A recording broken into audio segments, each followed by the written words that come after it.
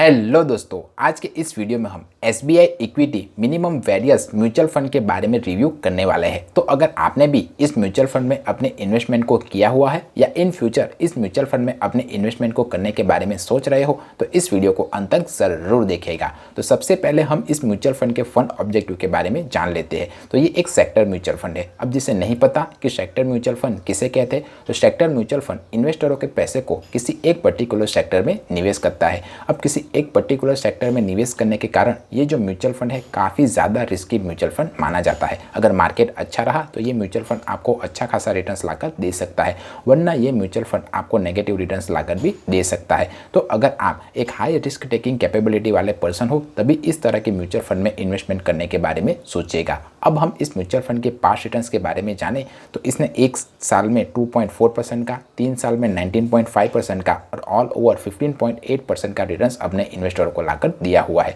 इसने अपने category average को 3 साल में बीट किया हुआ है। तो इस हिसाब से हम देखें तो अगर आप इस म्यूचुअल फंड में अपने इन्वेस्टमेंट को स्टार्ट करते हो तो लॉन्ग टर्म के लिए इन्वेस्टमेंट कीजिएगा। लॉन्ग टर्म से मेरा मतलब है 5 साल या उससे ज़्यादा के लिए, तभी कंपाउंडिंग इंटरेस्ट का इफेक्ट आपको अपने निवेश किए मनी पर देखने को मिलेगा।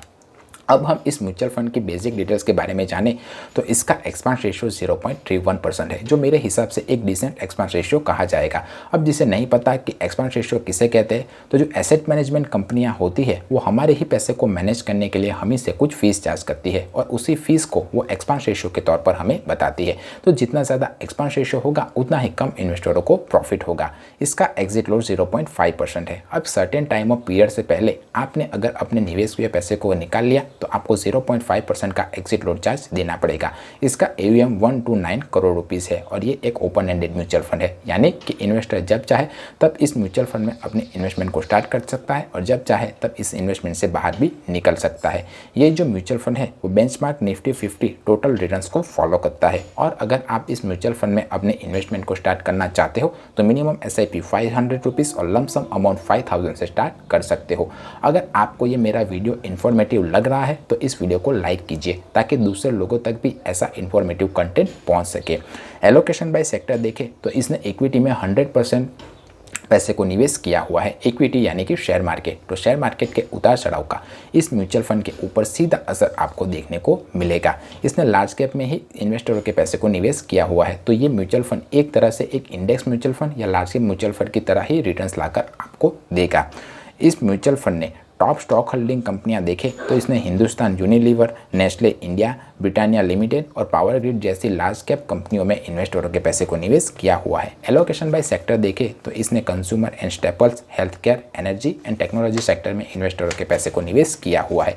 रिस्कोमीटर में आप देख ही सकते हो कि अगर आप इस म्यूचुअल फंड में इन्वेस्टमेंट करते हो तो इसका रिस्क काफ़ी हाई रहेगा। और ऐसा क्यों? क्योंकि इसने इन्वेस्टरों के ज़्यादातर पैसे को इक्विटी यानी कि शेयर मार्केट में निवेश किया हुआ है। तो शेयर मार्केट के उतार चढ़ाव का इस म्यूचुअल फंड के ऊपर सीधा असर आपको देखने को ज़रूर मिलेगा।